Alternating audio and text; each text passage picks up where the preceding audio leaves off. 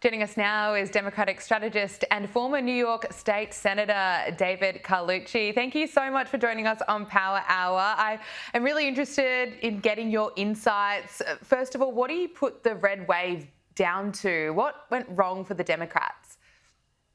Well, I think this is more of an issue of how Democrats lost rather than how Donald Trump won. The issue here is that we got our message muffled. The Democrats are the party of the working class, middle class, and our message should always be about how we strengthen the middle class and how we grow it. And instead, there were so many different things from different fractions of the Democratic Party that I think got mixed up in the message. And Donald Trump was able to be clear. And even though we don't know how he's going to do it, he said things like he's going to lower inflation. He's going to cut our energy bills in half.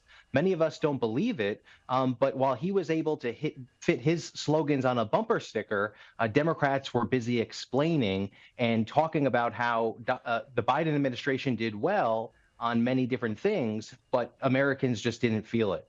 So I think it's a matter of the message just not being concise and not really being where the American voters are right now.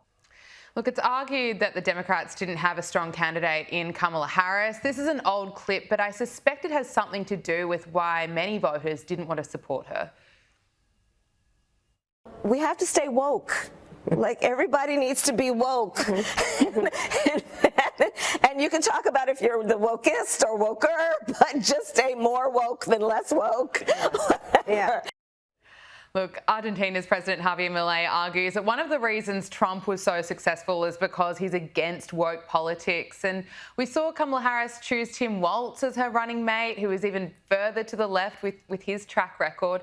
MSNBC has published an article arguing that the narrative that woke politics is why Trump won is nonsense. But what's your assessment? In my view, the Democrats moved far too far to the left and really abandoned the centre. Well, I think that's part of it, right? I think that if you heard Kamala Harris on the campaign trail, she didn't talk about the wokeism, right? But she had this record from a few years back, and a lot of Democrats were just painted with this broad brush of making woke the top priority. And I think that idea that we always have to be politically correct and can't have an honest, forthcoming conversation without announcing your pronouns and all of that is something that is not effective when you're trying to expand the party. And I think for too long, Democrats have worried about sanitizing the party or purifying the party instead of expanding the party. And that's where we have to get out of the echo chamber in who we're talking to, just talking to ourselves and saying all the great things we want to do. Yes, there's many things that we want to accomplish, but we have to stay focused like a laser on the top issues of the day. And those are bread and butter issues, right? Those are the economic issues. And every time we stray away from that economic message, we lose. And it's easy to play Monday morning quarterback, I know, but there's a lot of different things going on here. And I wouldn't say it's necessarily Kamala Harris. It's just the message was muffled, and Donald Trump had that clear message, and we had this extreme wokeism as an anchor around our neck.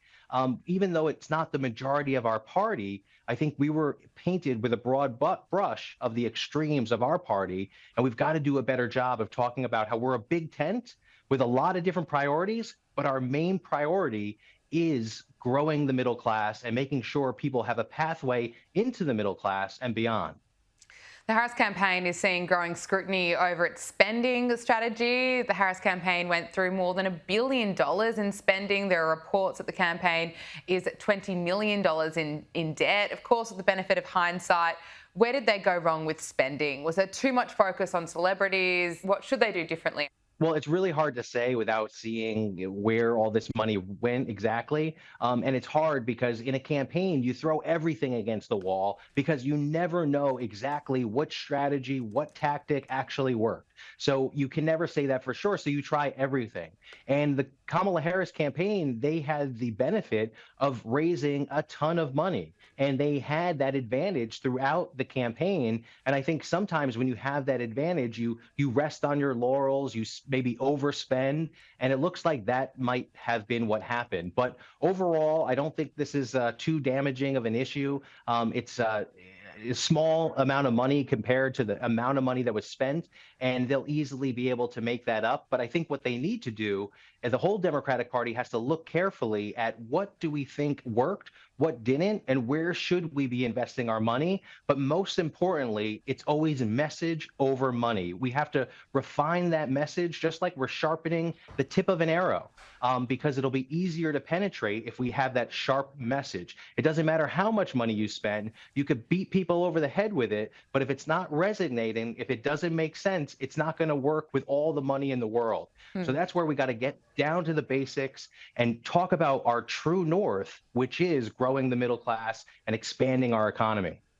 I'd argue it's not a small amount of money. It's still $20 million in debt. It's yeah, but compared to $1 billion spent, I mean, that's yeah, comparatively. exactly. You've got $1 billion. Right, What's another 20 million? I don't know how well that would go down with Democrat donors.